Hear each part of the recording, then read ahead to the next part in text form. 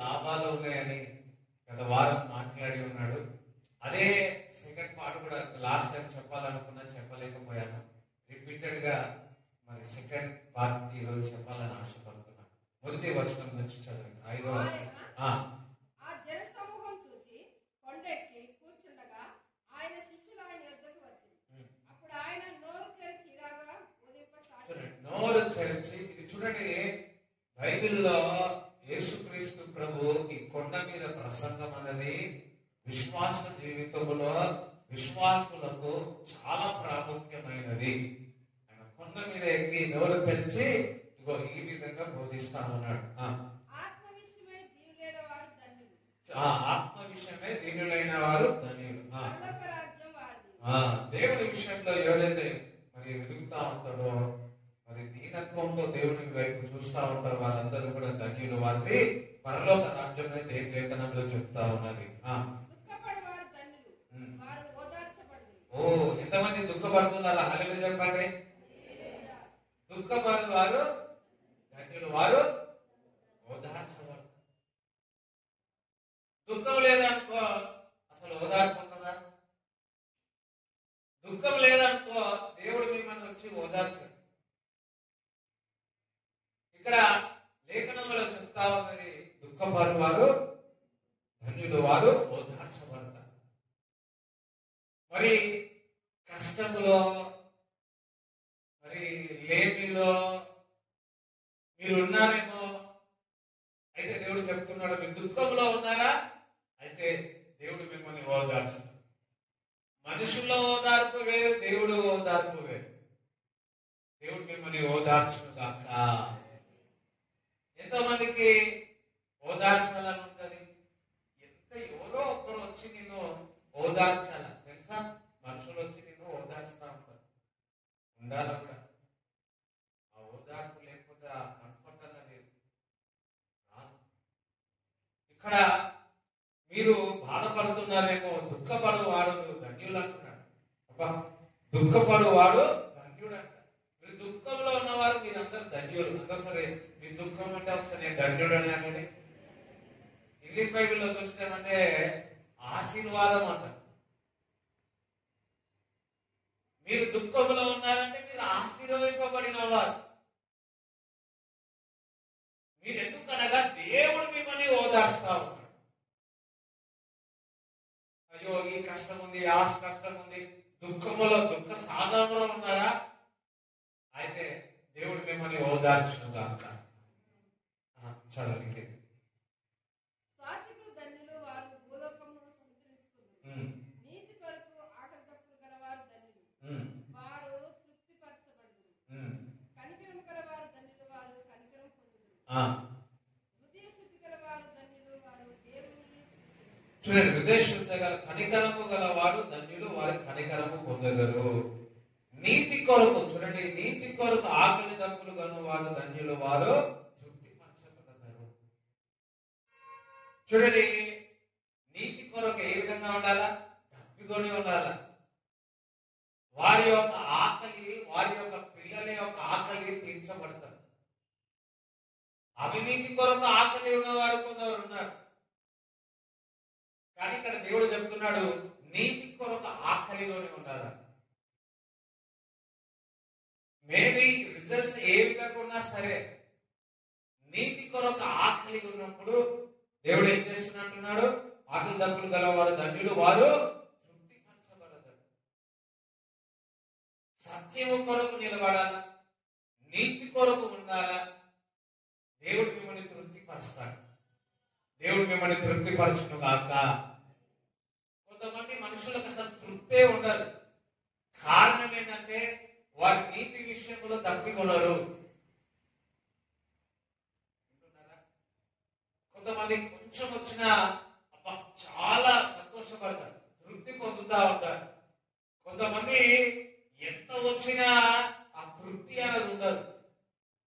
కానీ నీతి కొరకు ఎవరైతే తప్పికొంటారో, ఆకలిగా ఉంటారో, చూడండి, వారు తృప్తి పరచబడతారు, వారు ఆశీర్వదింపబడతారు. అందుకే దేవుని బిడ్డలారా, ఎప్పుడు కొరకు నీతి కొరకు ఆకలిగా ఉండాలా. పక్కవాళ్ళతో నీతి కొరకు ఆకలిగా ఉండాలా అని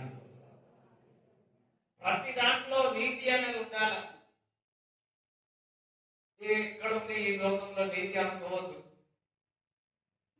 కానీ దేవుడు చెప్తున్నాడు నీతి విశ్వాసులకు వారానికి ఒక్కసారి ఈ వచనాలు చదవాలి. అందరం హల్లెలూయా చెప్తారా? నీతి కొరకు ఆకలి కొనిన వారు ధన్యులు, వారు తృప్తిపరచబడుతారు. కనికరము కూడా చూపించారు. కనికరము గలవారు ధన్యులు, వారు కనికరము హృదయ శుద్ధి గలవారు ధన్యులు, వారు దేవుని చూచలేరు. సమాధాన పరచు వారు ధన్యులు, వారు దేవుని కుమారులు అవుతారు. కిందికి చదువు.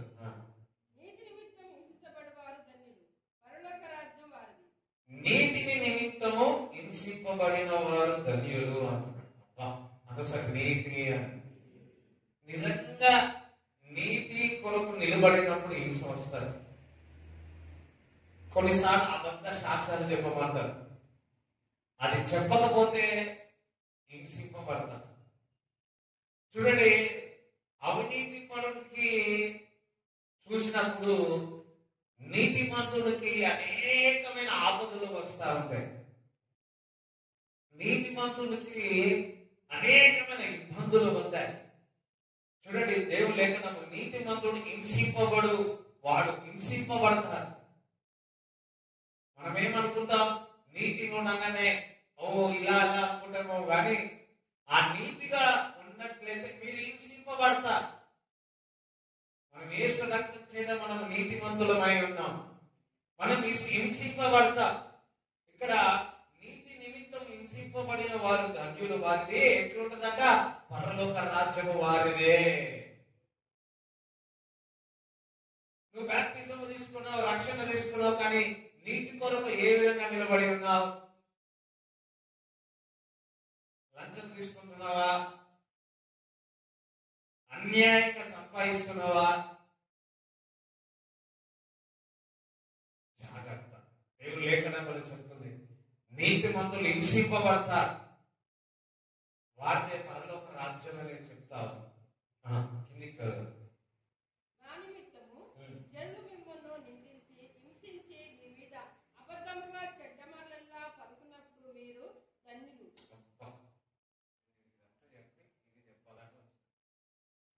నా నిమిత్తము జనులు మిమ్మల్ని హింసించి నిందించి చెప్తారా?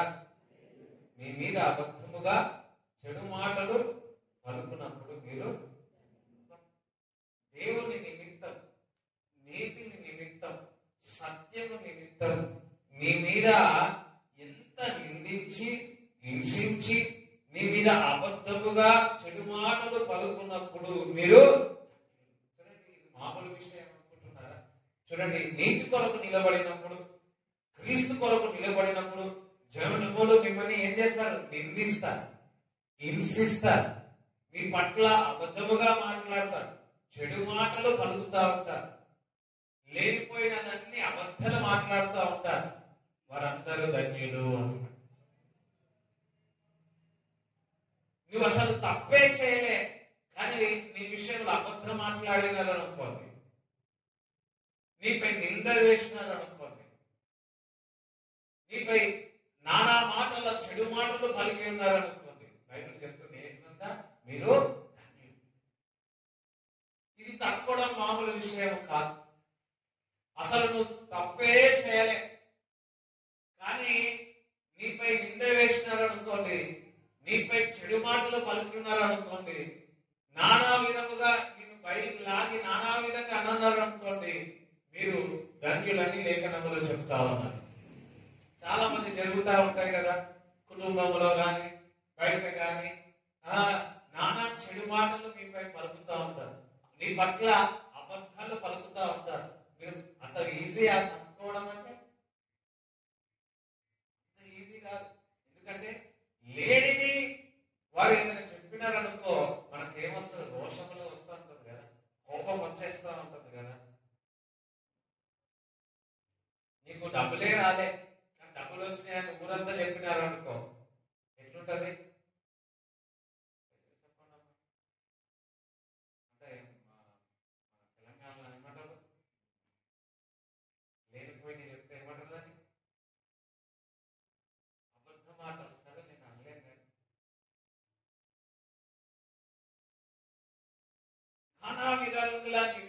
అబద్ధం మాట్లాడినా, చూడండి కొంతమంది బైబిల్ పట్టుకొని వచ్చి ప్రార్థనకు వస్తా ఉంటే నేను ఒక రాత్రి నిందగా అవమానంగా మాట్లాడేవారు ఉన్నారా లేదా? వీళ్ళే భక్తి పరులే అన్నట్టు మాట్లాడేవారు. నేను చూసే వాళ్ళందరూ కూడా ఒక రకంగా మాట్లాడేవారు ఉన్నారు. నా నిమిత్తం జనములు మిమ్మను నిందించి హింసించి మీ మీద నా దేవుని మీద అబద్ధముగా చెడు మాటలు పలుకున్నప్పుడు మీరందరూ ఏ విధంగా ఉంటారు?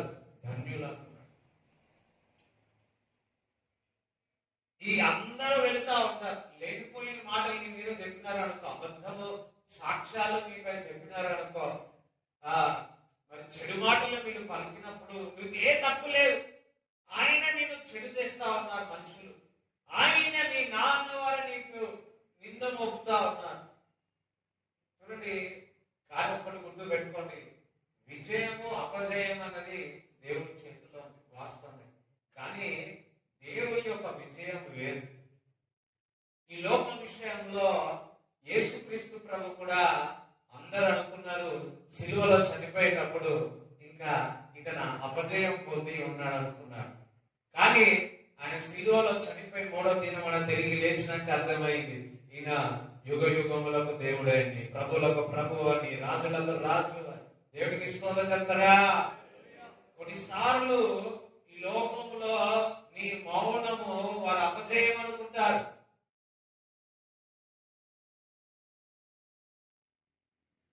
నీ ఓటమి వారు విజయం అనుకుంటారు. నీపై చెడు మాటలు పలికినప్పుడు, అబద్ధాల మాటలు పలికినప్పుడు మనమందరము కూడా కృంగిపోతా ఉంటాం. ఇది దేవుని బిడ్డలకు సాధారణమే అనుకోవాలా. దేవుని లేఖనంలో చెప్పిన మీరు ధన్యులు అంట. ఈరోజు దేవుని నిమిత్తము చాలా మంది చూస్తా ఉంటాం కదా, దేవుడు నమ్ముకున్న తర్వాత వారు ముందుగా అబద్ధాలు మాట్లాడేవారు, నిందలు వేసేవారు. కానీ దేవుడు నమ్ముకున్న తర్వాత నీతిగా ఉంటున్నారు. దేవుడు నమ్ముకున్న తర్వాత ఎవరైనా నీ మీద అబద్ధం మాట్లాడినా, చెడు మాటలు పలికినా, అయ్యో నేను దేవుడు నమ్ముకున్నా కాబట్టి నేను ఇలా మాట్లాడదని కంట్రోల్ చేసుకుంటున్నాడు. చూడు, దేవుడు చూస్తున్నాడు మిమ్మల్ని.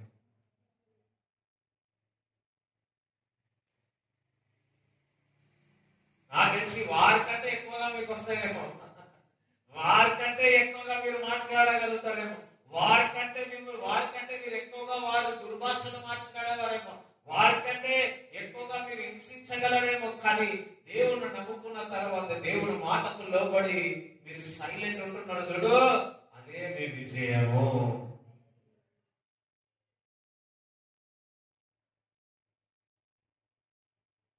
వారు కొంతమంది బ్యాప్టిజం అని చెప్తారు, బ్యాప్టిజం తీసుకుంటారు, వింటున్నారా?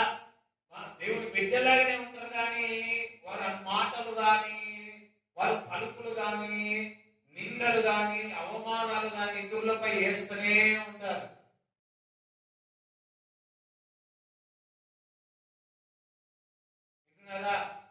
అలా ఎప్పుడు ఒకరి మీద నింద అవమానం చేయదు.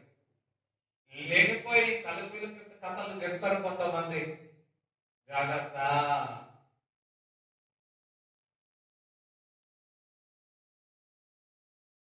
నీవు మౌనంగా ఉన్నట్లయితే ఈ లేఖనములు చెప్తూ నీపై చెడు మాటలు పలికినా, నీపై అబద్ధాలు పలికినా, నీపై నిందించి అవమానపరిచినా, నీవు దేవుని దృష్టిలో ఏ విధంగా ఉన్నావో దేవుడు వాక్యము చదివి పరిశోధించుకోండి.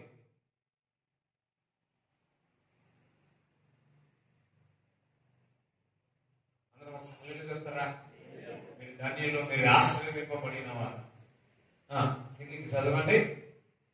సంతోషించి ఆనందించుడి, పరలోకమందు మీ ఫలము అధికమగును. ఇలాగున వారు మీ పూర్వమందున ప్రవర్తనను హింసించిరి. చూడండి, సంతోషించుడి, ఆనందించుడి, పరలోకమందు మీ ఫలము అధికమగును. అందరూ సంతోషించండి, ఆనందించండి. ఎవరు ఆనందించాలి? కానీ శ్రమలలో, బాధలలో, కష్టాలలో మరి లేఖనములు చెప్తుంది, మీ సంతోషము సంతోషించండి, ఆనందించండి, పరలోకమందు మీ ఫలము అధికమవునుగాక. ఈరోజు మీ చూడండి, నానా నిందలు, అవమానాలు, చెడు మాటలు, లేనిపోని అన్ని కలిపి నీతో చెప్తా ఉన్నారేమో. సంతోషించండి, ఆనందించండి, పరలోక రాజ్యంలో మీ ఫలం ఎక్కువ అవుతుంది. యేసుక్రీస్తు ప్రభు కూడా మరి ఆ సమాధిని లేచిన తర్వాత శిష్యులు వచ్చి తీసుకువెళ్ళిపోయాడు. పుకారు లేకుండా తెలుసా, అందరు చెప్పినాడు తెలుసా. నీ విషయంలో కూడా లేనిపోని అన్ని కూడా చెప్పినట్లయితే, లేదా మీడియాలోనే నీపై తప్పుగా రాస్తే, పేపర్లోనే నీపై తప్పుగా రాస్తే, ఒక్కడు గుర్తు పెట్టుకోవాలి, సంతోషించండి, ఆనందించండి, పరలోక రాజ్యం మీకు ఫలం ఉంది. దేవుడికి స్తోత్రం చెప్తారా.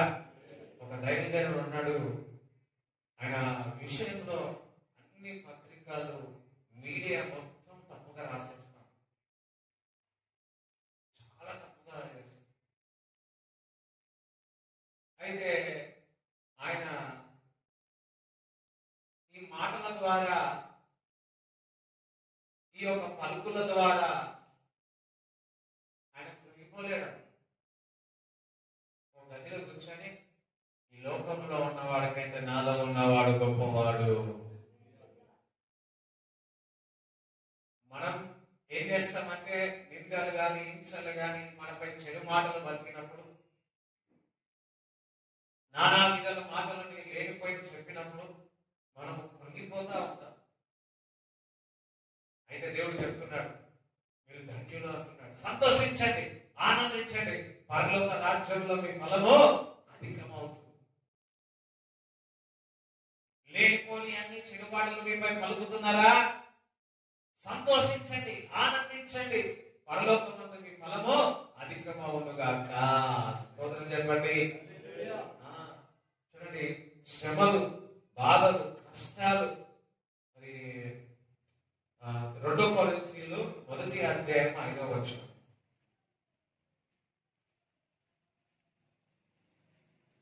మనకు శ్రమల ద్వారా మనకు కొన్ని లాభాలు వస్తాయి. కొన్ని లాభాలు స్తోత్రం చెప్తారా. ఎవరు కావాలి, ఎవరు పొందాయింది? లాస్ట్ టైం చెప్ప, ఎవరైతే శ్రమతో, బాధలతో, కష్టంతో వారికి పరలోక రాజ్యం అని చెప్పడం జరిగింది. 2 కొరింథీయులు 1:5 మొదటి నుంచి చదువు.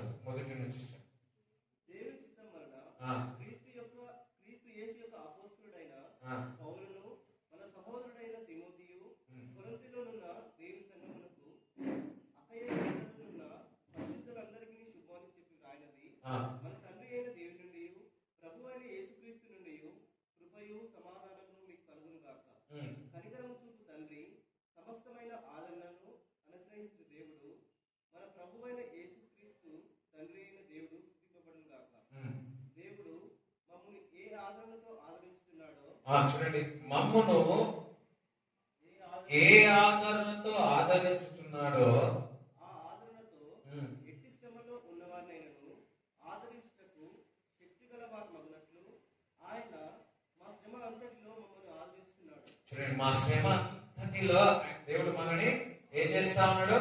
ఆదరిస్తా ఉన్నాడు. స్తోత్రం చెప్తారా.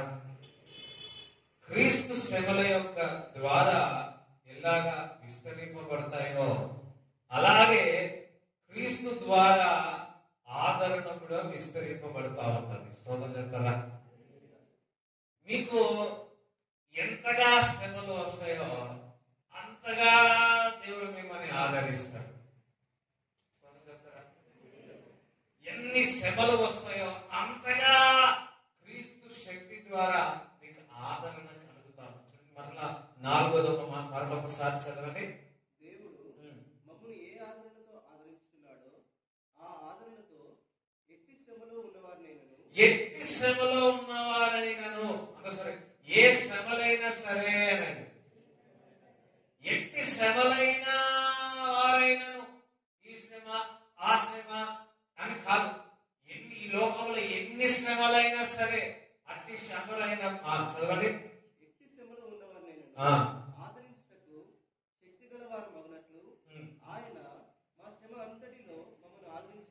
మన శ్రమ అన్నింటిలో మనని ఆదరిస్తా ఉన్నాడు. క్రీస్తు యొక్క శ్రమలు మా యందు ఎలాగ విస్తరించున్నావో అలాగే క్రీస్తు ద్వారా ఆదరణయు మాకు విస్తరించుతున్నది. క్రీస్తు కొరకు, నీతి కొరకు, దేవుని కొరకు నిలబడినప్పుడు ఎంతగా మీకు శ్రమలు విస్తరింపబడుతుంటాయో అంతగా శ్రమలు ఉన్నాయి, మీకు ఉన్నాయని బాధపడుతున్నారేమో కానీ అంతగా క్రీస్తు ద్వారా మీకు ఆదరణ కలుగుతుంది అంటున్నాడు. ఫర్ ఎగ్జాంపుల్, మీకు 30% శ్రమలు ఉన్నాయి, సో మీకు 30% ఆదరణ కలుగుతుంది. లేదు మీకు 60% మీకు శ్రమ ఉంది, మీకు 60% మీకు కంపల్సరీ ఆదరణ ఉంటుంది. 100% శ్రమలో ఉన్నారు, ఈ 100% శ్రమలో కూడా మీకు ఆదరణ కలుగుతుంది. లేకపోతే 1000 కావచ్చు, ఇంకా ఏమైనా సరే క్రీస్తు విషయంలో మీరు ఏదైతే శ్రమ పొందుతున్నారో అంతటిగా దేవుడు మీకు ఆదరణ చూపుతున్నాడు.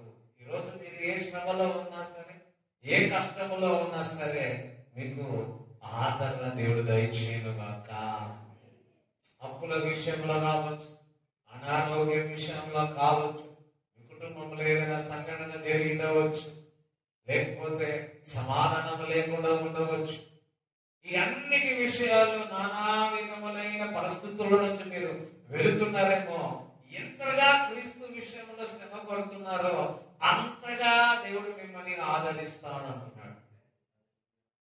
ఇంత ఆదరిస్తే శ్రమ, ఇంత శ్రమ అంటే ఇంత ఆదరణ, ఇంత ఉంటే శ్రమ అంత ఆదరణ, ఇంత ఉంటే చెప్పండి అంత ఆదరణ. స్తోత్రం, హల్లెలూయా. మీకు ఎన్ని శ్రమలు ఉంటే, ఎంతటి శ్రమలు ఉంటే అంత ఆదరణ దేవుడు ఇస్తాడు. స్తోత్రం చెప్తారా? ఈ ఆదరణ అనేది మామూలు విషయం కాదండి. క్రీస్తు శక్తి ద్వారా మీకు ఆదరణ కలుగుతాం. చాలా సార్లు ఈ శ్రమలలో మనం కృంగిపోతా ఉంటాం, బాధపడతా ఉంటాం, ఇంకా వద్దు ఏదో అంటాం. కానీ తెలియకుండానే మనలో ఒక ఆదరణ వస్తుంటది కదా. ఈ శ్రమలలో, బాధలలో తెలియకుండానే మనలో నుంచి ఒక ఆదరణ వస్తుంది. పరిశుద్ధాత్మ దేవుడు మిమ్మల్ని ఆదరిస్తా ఉన్నాడు. మీలో పరిశుద్ధాత్మ ఉంది, శ్రమలున్నాయి, కష్టాలున్నాయి, కానీ తెలియకుండానే మీలో ఒక శక్తి ద్వారా, దేవుని యొక్క ఆత్మ ద్వారా మీకు ఆదరణ కలుగుతుంది. దేవునికి స్తోత్రం చెప్తారా? హల్లెలూయా. చూడండి, 2 కొరింథీయులు 4:17. మేము దృశ్యమైన వాటిని చూడక అదృశ్యమైన వాటిని నిదానించి చూస్తున్నాము కనుక క్షణమాత్రం ముందు మా చులకని శ్రమ మా కొరకు అంతకు ఎక్కువగా నిత్యమైన మహిమ భారము కలుగజేయుచున్నది. చూడండి, కనుక క్షణమాత్రముండు ఈ చులకని శ్రమ అంటున్నాడు. ఈ శ్రమ ఎన్ని రోజులు ఉంటుంది? చెప్పండి అన్న, కొద్ది రోజులే. అతి త్వరగా తొలగిపోవును ఈ చురుకైన శ్రమలన్నీయు. అందరూ అతి త్వరగా తొలగిపోవును ఈ చురుకైన శ్రమలన్నీయు. సోలిపోవలదు నేను సోలిపోవలను. అందరూ పడతారా? సోలిపోవలను నేను సోలిపోవలను అతి త్వరగా తొలగిపోవును ఈ చురుకైన శ్రమలన్నీయు. అందరూ అతి త్వరగా తొలగిపోవును ఈ చురుకైన శ్రమలన్నీయు. దేవుడు ఏం చెప్తున్నారు ఇక్కడ? ఒకసారి గుర్తు చేసుకోండి. మీరు క్రీస్తు నమ్మిన తర్వాత ఎన్ని కష్టాలు వచ్చినాయి, బయట నుంచి ఇంటిలో ఎంత వచ్చినాయి, అవన్నీ అట్లనే ఉన్నాయా పోయినాయా? ఉన్నాయా పోయినాయా? ఇప్పుడు ఉన్నాయి కూడా ఉంటాయా పోతాయా? సో ఇప్పుడు మీకు అందరికీ ఏదో విషయాల్లో శ్రమలు ఉన్నాయి, ఉన్నాయా? అది క్షణం మాత్రం ఈ చులకడి శ్రమలు వెళ్ళిపోతాయి. సో మీ శ్రమలు అందరూ కూడా ఒకసారి జ్ఞాపకం చేసుకొని, ఇప్పుడు ఏ విషయం, అప్పులు కావచ్చు, ఇల్లు కావచ్చు, వివాహం కావచ్చు, కుటుంబం కావచ్చు, జాబ్ కావచ్చు, ఇంకేమన్నా చెప్పండి. ఇప్పుడు మీకు నెక్స్ట్ అయితే ఫ్యూచర్ అయితే తెలియదు, అంధకారంలో ఉందా, బ్లాక్ కనబడతా ఉందా? ఒక్కసారి జ్ఞాపకం చేసుకొని ఈ పాట పాడదామా? సోలిపోయి ఉన్నవేమో, కొలిగిపోయినవేమో, అతి త్వరగా పాడాల. అది ముందు మీ ముందు ఉంది, ఏది ఉంది? ఇల్లు అనుకోండి, అప్పు ఉంది, రెస్పాన్స్ లేదు సరిగ్గా. అందరం మళ్ళీ చెప్పండి, గుర్తు చేసుకోండి. ఫర్ ఎగ్జాంపుల్ మీకు అప్పు ముందు ఉంది, ఎంత అప్పు ఉంది చెప్పరు కదా, చెప్పకండి, ఏమి చెప్పండి. ఓకే, ఎంత అప్పు ఉంది, బాగా శ్రమ పడుతుంది, లేకపోతే గర్భఫలం, లేకపోతే వివాహం, ఏదో ఒకటి ఉంది, ఉందా లేదా? లేకపోతే మీరు దేవుని బిడ్డలు కాదు, స్తోత్రం. ఒక్కసారి అది జ్ఞాపకం చేసుకుంటే పాటలా, అతి త్వరగా తొలగిపోదు, చెప్పబడాలి ఈ సులువైన శ్రమలన్నీయు, అందరం అతి త్వరగా తొలగిపోదు ఈ చులకైన శ్రమలన్నీయు, అందరం సోలిపోవలదు నీవు, సోలిపోవలదు, ఆమేన్, సోలిపోవలదు నీవు, సోలిపోవలదు, అందరూ అతి త్వరగా తొలగి ఈ ఆమేన్, అతి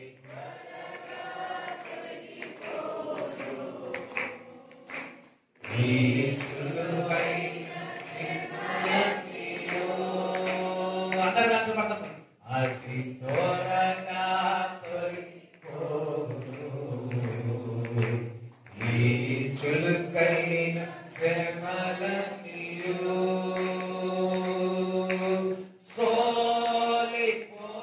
సోలిపోవలదు నీవు, సోలిపోవలదు, అందరూ సోలిపోవలదు నీవు, సోలిపోవలదు. అమ్మాయి దేవునికి స్తోత్రం చెప్తారా? 2012లో 13లో జనవరి 26 రోజున మా నాన్నగారు చాలా, మా కుటుంబం అంతా చాలా భారంతో, వేదనతో, ఆ టైంలో మన వాళ్ళు కాల్ చేసినప్పుడు మా నాన్న ఎప్పుడు లేని స్వరం వినిపించింది మెల్లగా. వెంటనే వారు ఇంటికి వచ్చి కొద్దిసేపు మాట్లాడి ఆదరించి ధైర్యపరిచి వారి ఇంటికి ఇచ్చారు. దేవునికి స్తోత్రం చెప్తారా? హల్లెలూయా, స్తోత్రం చెప్తారా? చాలా మేము అందరి నుంచి బయటికి రాలేని పరిస్థితి మాకు ఎప్పుడు మా కుటుంబంలో ఒక సంఘటన 2013లో జరిగింది. శ్రమ దగ్గర దగ్గర 1, 2, 3, 4, 5 సంవత్సరాలు పెట్టారు. అప్పుడు చెప్పినారు అయిపోతుంది తొందరగా, కానీ విషయంలో ఒకటిగా చాలా కొన్ని 4-5 సంవత్సరాలు మేము అటు ఇటు తిరుగుతూ ఉండేది. అది మాకు చాలా ఒక పెద్ద కొండలాగా కనపడేది. కానీ ఈ చురుకైన శ్రమలు త్వరగా ఇంతగా దేవుడు అద్భుతం చేసినాడు. అది గుర్తు చేసుకున్నప్పుడల్లా నా సంతోషం ఆనందం ఒక ఎత్తిపోతుంది. దేవునికి స్తోత్రం చెప్తారా?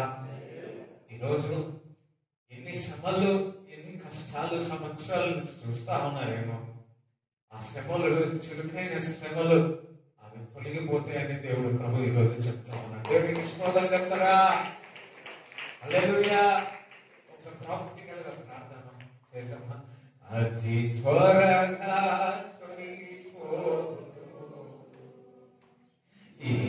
సులువైన శ్రమలన్నీయు అతి త్వరగా తొలగిపోదు. ఈ సులువైన శ్రమలన్నీయు సోలిపోవద్దు, సోలిపోవలదు. నీవు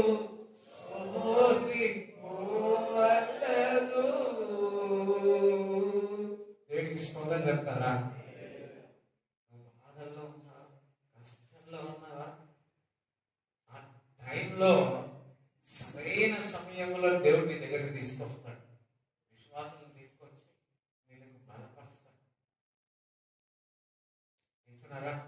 కొన్నిసార్లు దేవుడు నీకు కాల్ చేస్తాడు. నేను మామూలుగా ఎక్కువ మటుకు మళ్ళా కాల్ చేయడం కొందరికి ఎక్కువ కాల్ చేయను, కానీ ఒక్కొక్కసారి దేవుడు నాలో నుంచి వారు కాల్ చేయి అన్నప్పుడు నేను వారు కాల్ చేసినప్పుడు నిజంగా వారి దుఃఖంలో ఉంటాను.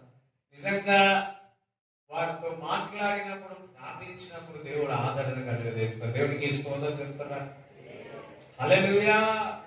చెప్పండి కూడా దేవుడిని స్తుతిస్తారా? బైబిల్ చెప్తుంది ఒకరికొకరు మనం ఆదరించుకోవాలా, ఒకరికొకరు మనం బలపరుచుకోవాలా, ఒకరికొకరు మనం ప్రార్థన చేసుకోవాలి. ఈ శ్రమ ద్వారా మహిమ, నిత్యమైన మహిమ భారము కలుగ చేయుచున్నది అని. శ్రమ, చురుకైన శ్రమలు అవి వెళ్ళిపోతాయి, కానీ ఒకటి వస్తుంది, నిత్యమైన భారము నీకు కలుగ చేయుచున్నది. చూడండి, ఎఫెసీయులకు రాసిన పత్రిక 3వ అధ్యాయం 13వ వచనం చదువుకుందాం.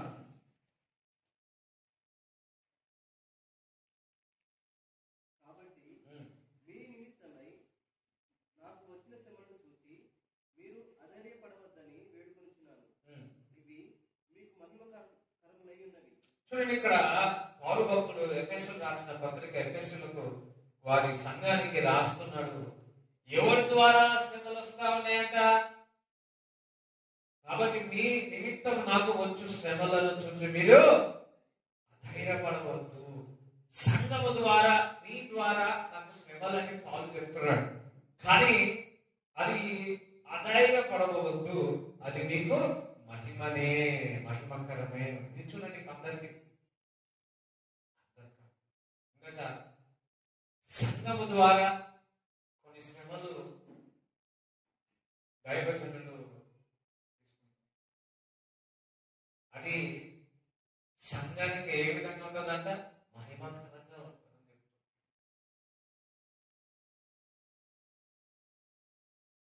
ఇతరుల యొక్క శ్రమను చూసి మనం అధైర్యపడవద్దు. నీ తోటి వారి యొక్క శ్రమను చూసి నువ్వు హేళనగా చేయొద్దు. చాలా మంది ఏమనుకుంటామంటే, ఇతరులు బాధల్లో ఉంటే, కష్టాల్లో ఉంటే వాళ్ళు ఏదో పాపం చేసినట్టు అందుకే ఇలా జరుగుతుంది అంటారు కదా, మామూలుగా ఉన్నవారంటే. కానీ ఒకటి గుర్తు పెట్టండి, ఒక సమయం వస్తుంది, వారు మహిమకరమైన ప్రదేశంలో ఉంటారు, ఎత్తైన స్థలంలో ఉంటారు. చెప్పండి కూడా దేవుని స్తుతిస్తాం.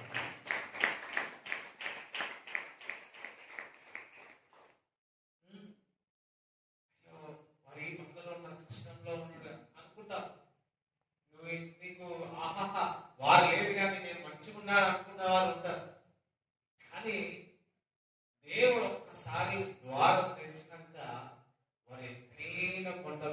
ఉంటా.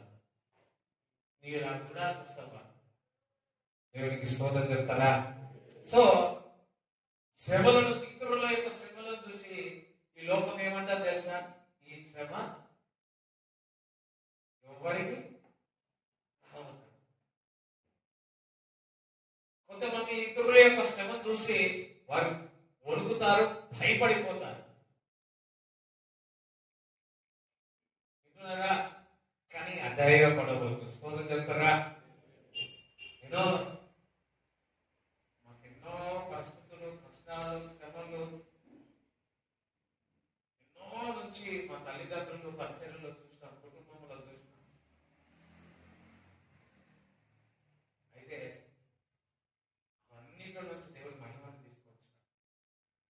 చాలా సార్లు అయితే మన సంఘస్థులే మమ్మల్ని ఆ టైంలో వారి ప్రార్థన ద్వారాతో పాటు వారి చేతి పనుల ద్వారా మమ్మల్ని బలపరిచి ఉన్నారు.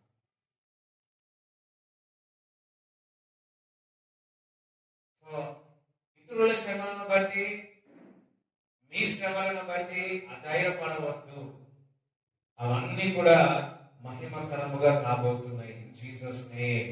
దేవుడికి స్తోత్రం చెప్తారా? మరి మొదటి దశలు రాసిన పత్రిక 2వ అధ్యాయం 14వ వచనం.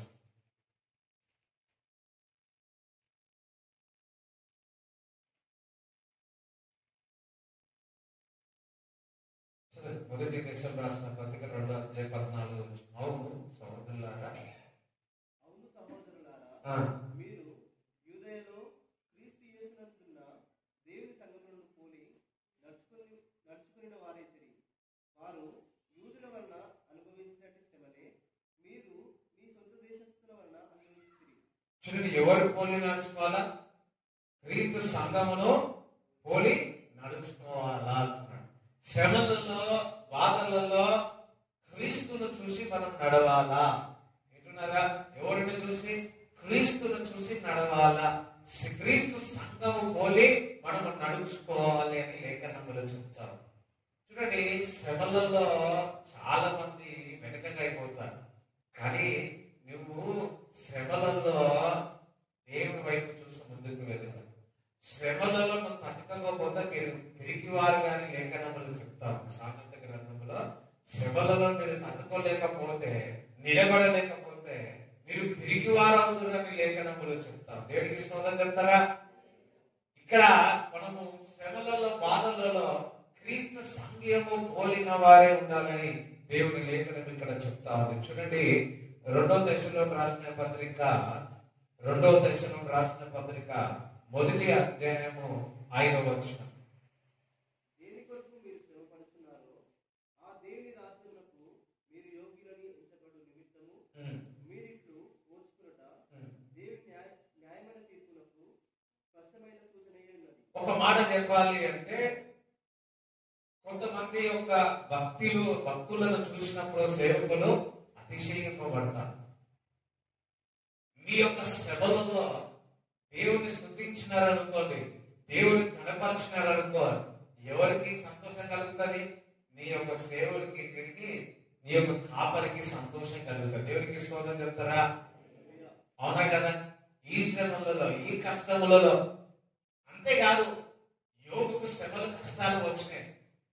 దేవుడు సంతోషించినాడా లేదా? ఇటువంటి సమయంలో కూడా దేవుడిని నన్ను స్తుతిస్తున్నాడా, ఆరాధిస్తున్నాడని దేవుడు సంతోషపడినాడా లేదా? అదే విధముగా నీ తోటి విశ్వాసులు కూడా, నీ తోటి సేవకులు కూడా, నీ సేవకుడు కూడా ఈ బాధల్లో, ఈ కష్టంలో మీరు నిలబడి ఉన్నారని చెప్పి దేవుడు ఏం చేస్తాడో తెలుసా? సంతోషిస్తాడు. నీ సేవకుడు కూడా సంతోషిస్తాడని దేవుడి లేఖనముల ద్వారా మీతో చెప్పుతున్నాను. చూడండి, రావణ్యక మీ అందరికి తెలుసు, కొందరికి తెలుసు, ముందుగల్లో ఉంటుందంట. మరి కొన్ని సంవత్సరాల ముందు ఆమె ప్రభునందు నిద్రించింది. ఆ తల్లికి మరి మరణకరమైన రోగం వచ్చింది. ఆ మరణకరమైన రోగం వచ్చిన ఎవ్వరు వారి చుట్టుపక్కల ఉన్నవారు, వారి బంధువులు, మిత్రులు కానీ ఎవ్వరు ఆమె చూసుకున్న వారు ఎవ్వరు కూడా దేవుణ్ణి నమ్ముకోలేదు. కానీ వారందరి ఎదుట మరి ఆమె సాక్షిగా ఉన్నారు. ఇంత శ్రమ అయినా, ఇంత మరణకరమైన రోగమైన ఆమెలో విశ్వాసము సడలే. ఒకసారి మేము ఎల్బీ నగర్, దిల్సుఖ్ నగర్కి వెళ్ళాం. వెతుక్కుంటూ వెళ్ళాం. నేను అనుకున్నా అవి కొంచెం కూలిపోయి ఉంటారేమో, మరి మరణకర రోగం కదా అని నేను అనుకున్నా.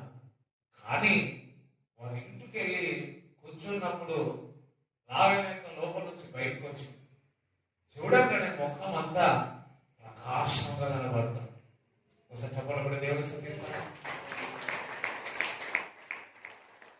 శరీరం బలహీనమే, శరీరము మరణకరమైన రోగం ఉంది, కానీ ముఖము మాత్రము వెలుగుతో తేజస్సుతో కనబడతాం. అది చూసి నేను ఆశ్చర్యపోయినా. ఒక సేవకునిగా నాకు సంతోషం కలిగింది. దేవునికి స్తోత్రం చెప్తారా? చూడండి, ఎప్పుడైనా గుర్తు చేసుకుంటాను చాలా. ఎందుకు తెలుసా? ఆ మరణకరమైన రోగంలోనే చనిపోయింది. కానీ వారి బంధుమిత్రులు అందరూ అన్నారు, ఎందుకు ఇంకా నువ్వు దేవుడు పట్టుకున్నావు, ఇంకానా అన్నారు. నాకు బాగా గుర్తు, సికింద్రాబాద్లో యశోద హాస్పిటల్లో అదే లాస్ట్ టైం నాకు బల్ల ఇవ్వని అడిగితే బల్ల ఇవ్వమంటే నేను అక్కడికి వెళ్ళి కొన్ని గంటలు వేచి ఉండి ఆ బల్ల ఇచ్చినాం. అదే లాస్ట్.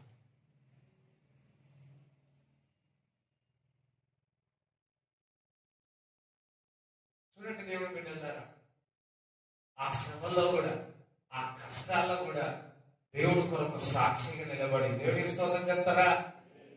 మీరు ఈ శ్రమలలో నిలబడినట్లయితే ఇతరులకు విశ్వాసం వస్తుంది. అదే మన వల్ల కూడా ఏదైనా జరిగిందని, అవునా నా కూడా ఇట్లా అయిందా, నాకు చాలా ధైర్యం వస్తుంది కదా. నీకైనా నా కూడా అట్లా అయినా కానీ పోయిందన్నాం అనుకో, ఓ నా తలనొప్పి వస్తుంది అనుకో అన్నారు అనుకోండి, అయ్యో నీకు వస్తుందా, నాకు కూడా వస్తుంది నాకు కొంచెం ధైర్యం వస్తుంది.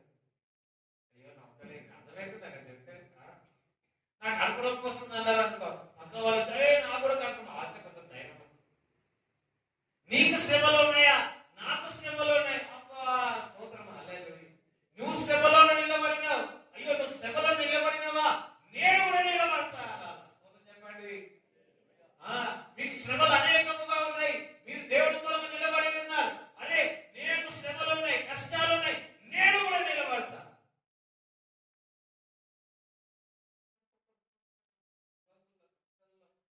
కొంతమంది దేవుడు నాకు ఏమీ చేయలే అంటారు. అయ్యో ఏమీ చేయలే.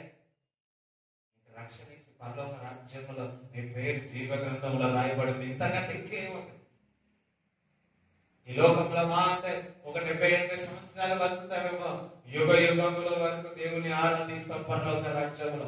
ఒకసారి చెప్పండి, ఒకటి దేవుని స్తుతించాలి. దేవునికి స్తోత్రం చెప్తారా? హల్లెలూయా. మనం శ్రమలో ఉన్నప్పుడు దేవుని రాజ్యంలో యోగుడుగా ఎంచబడతా ఉంటాం. అంతేకాదు, 2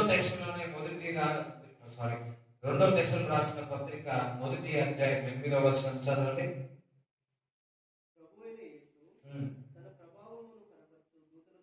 మిమ్మును శ్రమపడచ్చు వారి శ్రమయు. 2 దశలు రాసిన పత్రిక 1వ అధ్యాయం 8వ వచనం కంటిన్యూ వస్తుందా? ఒక మిమ్మును వచ్చి చదువు.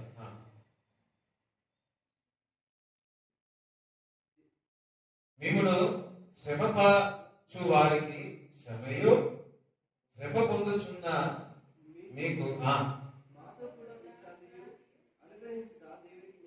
ఆమేన్. శ్రమలలో మీకు విశ్రాంతి కలుగుతుంది.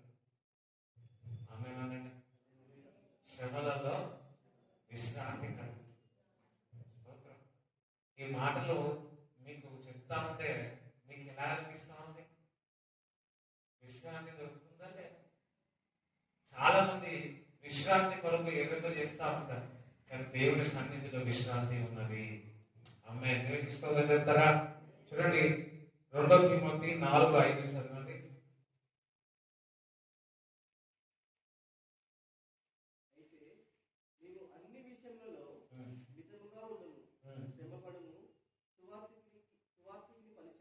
ఈ పరిచర్యను సంపూర్ణంగా జరిగించును. ఉమ్, నేను ఇప్పుడే పాదార్పణంగా పోయబడుచున్నాను. నేను వెడలిపోవు కాలం సమీపమైనది. మంచి పోరాటం పోరాడితిని. ఉమ్, నా పరువు కడముట్టించితిని. ఉమ్, విశ్వాసము కాపాడుకుంటుని. ఉమ్. ఇక మీదట నా కొరకు నీతి కిరీటము ఉంచబడి ఉన్నది. మంచిగా ఏమున్నది? నీతి క్రీడము ఉంచబడి ఉన్నది. మంచి పోరాటం పోరాడాలి. నీతితో, సత్యముతో, పరిశుద్ధాత్మతో, సహాయముతో మంచి పోరాటం పోరాడాలి. ఈ లోకంలో చూడండి, ఎక్కడైనా ప్రభునందు నిద్రిస్తే ఈ మాట అంటారు, మంచి పోరాటం పోరాడినాడు. మనం శ్రమలలో, బాధల్లో ఉంటాం. నీతిని కిరీటంగా దేవుడు మీకు ధరింపజేయును గాక. శ్రమలు రావడం ద్వారా మీరు దేవునికి ఇంకా విధేయతగా ఉంటారు. శ్రమలో లాస్ట్ టైం చెప్పాను కదా, శ్రమలలో దేవుడికి ఏదో పోదు పక్క శ్రమలలో, కష్టాలలో దేవుడు నీకేదో బోధిస్తున్నాడు. దేవుడు నీకేదో మాట్లాడాలనుకుంటున్నాడు. దేవుడు నీకేదో చూపియాలనుకుంటున్నాడు. చూడండి, హెబ్రీ రాసిన పత్రిక 5వ అధ్యాయం 8వ వచనం చదవండి.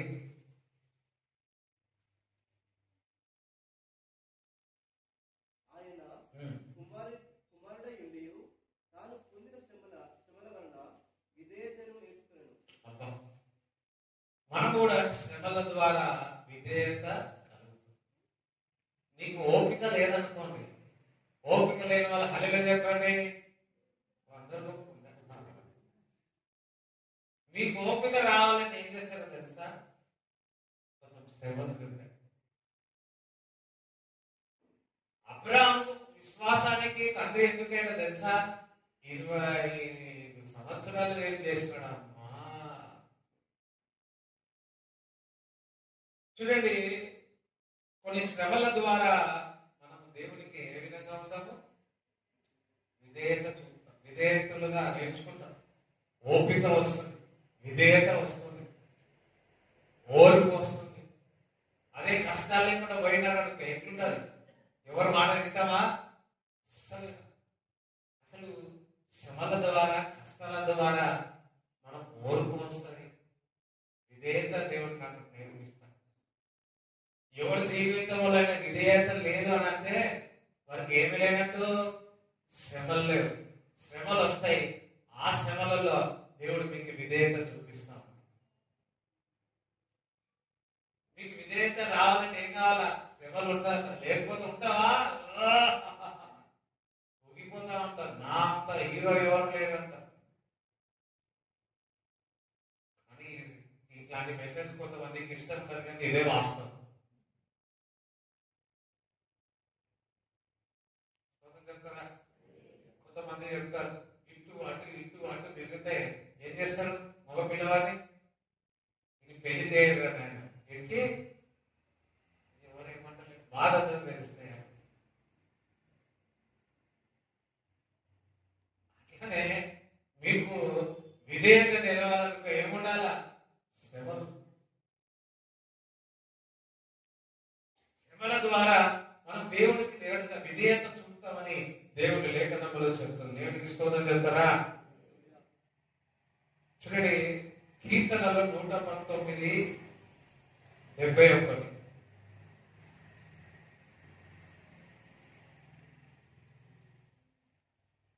కీర్తనలో 119:71. నీ కట్టడను నేర్చుకున్నట్లు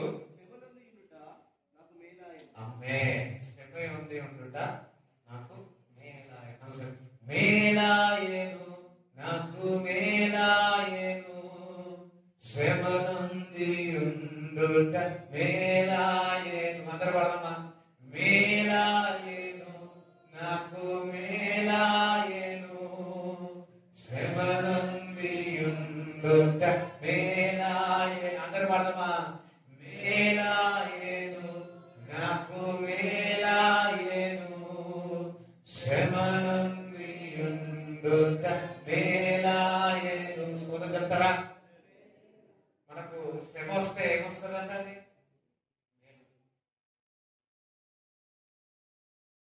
ఇప్పుడు మీకు అన్ని శ్రమలు ఏవైతే ఉన్నాయో ఒక రోజు చెప్తారు, ఇవన్నీ నాకు మేలాయని.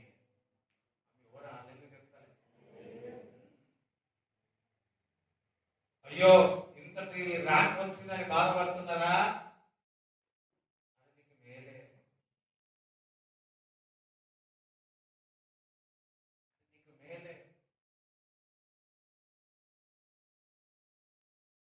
ఎంసీఏ చేయాలనుకున్నాను. ఐసెట్లో నాకు రాలేదు, కానీ అది నాకు మేలైంది. నేను ఒక జాబ్కి వెళ్ళిన, ఆల్మోస్ట్ లెటర్ రాయాలి, అందరితో మా అన్నయ్య మాట్లాడి పెట్టినాడు, ఓన్లీ కాల్ లెటర్ రాయాలి. కానీ నేను ఏ ఎగ్జామ్ రాసినా ఆ ఎగ్జామ్ పేపర్ అసలు ఉండాలి, అది పోయింది. ఆ జాబ్ నాకు దొరకలేదు. ఆ జాబ్ దొరకలేదు. వెంటనే నేను 2012లో డిసెంబర్లో 7th రోజున అటెండ్ అయినా. జనవరి నుంచి నేను వెళ్ళాలి జాబ్లకు. కానీ ఆ జనవరి నుంచి ఇదిగో దేవుడి పిలుపు వచ్చింది, సంపూర్ణ సేవకు వచ్చింది. ఒకవేళ ఆ జాబ్ దొరికితే ఏమైపో, కానీ అది పోయినందుకు నాకు అది మేలయ్యింది. చెప్తారా? మీ జీవితంలో కూడా కొన్ని వెళ్ళిపోవడం ద్వారా, కొన్ని దూరం అవడం ద్వారా మీరు బాధపడుతుండవచ్చు. అబ్రాము లోతు దూరం అయిపోయినందుకు అది నీకు మేలైంది. అబ్రాముకు స్తోత్రం చెప్పండి. నీకు మేలు అవుతుంది. శ్రమ ఎందుకు నీకు మేలు.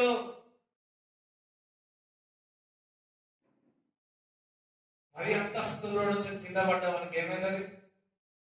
ఒక్క అంతస్తు నుంచి కింద పడ్డా మనకి ఏమైతుంది? ఏది పెట్టారు?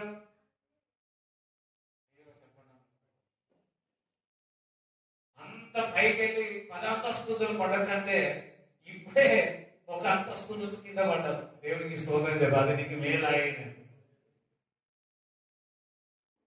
మేలాయను, నాకు మేలాయను, శ్రమనుంది ఉండుట.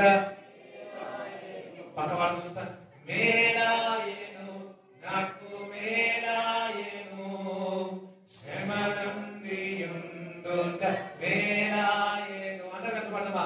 మేలాయను, నాకు మేలాయను, శ్రమనుంది ఉండుట. హల్లెలూయా. ప్రతి విషయంలో గుర్తుపెట్టుకున్నావు, దేవుడి బిడ్డవా, సమస్తము మేలు కొరకు నీకు జరుగుతుంది. లాస్ట్ వచనం యోబు 23:10 చదవండి. యోబు 23:10.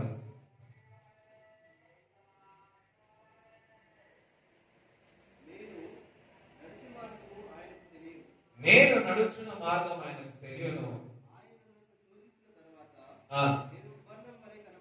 అబ్బా, ఆయన నన్ను శోధించిన తర్వాత నేను సువర్ణము వలె నేను కనబడదును. మీరు ఇప్పుడు శోధనలో ఉన్నారా? మీరు సువర్ణంగా మారుతారు. పక్కవాళ్ళని మీరు కష్టంలో ఉన్నారా? నేను శోధింపబడుతున్నారా? నువ్వు సువర్ణంగా అవుతావు. నేను ఆల్రెడీ అయిపోయాను, అందుకే నా పేరు సువర్ణరాజు.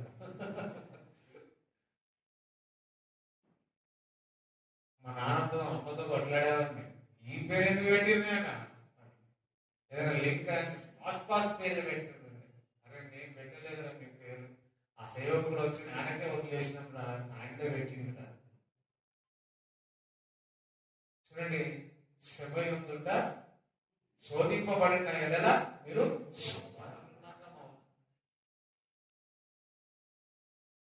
ఒక పాట ఉంది కదా, చూడండి. నేను నడుచు మార్గం ఆయనకు తెలియదు. మీరు నడుచున్న మార్గం ఎవరు తెలుసు? మీ ఇంట్లో పక్క వాళ్ళకి తెలియకపోవచ్చు. యోగు భార్య కూడా తెలియలేదు, కానీ దేవుడికి తెలుసు ఏ మార్గంలో వెళ్ళినావు, ఏ కష్టంలో వెళుతున్నావో దేవుడికి తెలుసు. నన్ను శోధించిన తర్వాత నేను సువర్ణము వలె మారాను అన్నది. ఈ శోధనల్లో, ఈ కష్టాలలో, ఈ ఇబ్బందులలో, ఈ పరిస్థితి అంతా నా యేసయ్యకు తెలుసు. నేను కొద్ది దినముల తర్వాత సువర్ణం వలె నేను కనబడతాను. సోదరుడు, నేను సువర్ణం వల్ల అవుతాను అని. విధేయత, ప్రేమ, జాలి, కనికరం ఇవన్నీ మీలో కనపడతాయి. శ్రమ పడిన వారు శోధనలో నుంచి వచ్చే ఫలమేందో తెలుసా? ప్రేమ, కనికరం. ప్రతి ఒక్కరినూ మర్యాద చూపిస్తాం తెలుసా? చిన్న నుంచి పెద్ద, పెద్ద నుంచి చిన్న, అందరితో ఒకే విధంగా మాట్లాడతారు శ్రమ పడిన వ్యక్తులు. లేకపోతే ఉన్నతో ఒకలాగా, లేనంతో ఒకలాగా. ఒకరి విధంగా నువ్వు మాట్లాడుతూ ఉంటాం. సో ఒకటే, ఇప్పుడున్న మీకు శ్రమలన్నింటిలో నుంచి ఒక మంచి లాభం సల్లచ్చా, ఈ శోధనింపబడితే మీరు సువర్ణంగా మారుతారు. అందుకే నేను సువర్ణంగా మారుతాను అని చూడండి. అందరికి మనకు తెలిసిన పాట అర్థం ఒకటి, నేను వెళ్ళే మార్గం యేసుకే తెలియదు మార్గం. అందరం లేచి పాడదామా? Thank you Jesus, thank you Lord, hallelujah, స్తోత్రం స్తోత్రం. ఈ అందరికి తెలుసా పాట వచ్చింది కదా? Thank you Jesus, thank you Lord. నేను వెళ్ళే మార్గము నా యేసుకే తెలియును, నేను వెళ్ళే మార్గము నా యేసుకే తెలియును, శోధింపబడు నా మీదట నేను సువర్ణమై మారెదను, శోధింపబడిన మీదట నేను సువర్ణమై మారెదను, నేను వెళ్ళే మార్గము నా యేసుకే జలములలోనే పడిన జలములలో పడిగే వెళ్ళినా అవి నా మీద పారవు, జలములలో పడిగే వెళ్ళినా అవి నా మీద పారవు, అగ్నిలో నేను నడచినా జ్వాలలు నన్ను కాల్చజాలవు, అగ్నిలో నేను నడచినా జ్వాలలు నన్ను కాల్చజాలవు, నేను వెళ్ళే మార్గము నా యేసుకే తెలియును. విశ్వాసనావా సాగుచు పయనించు సమయాన నా ప్రభు,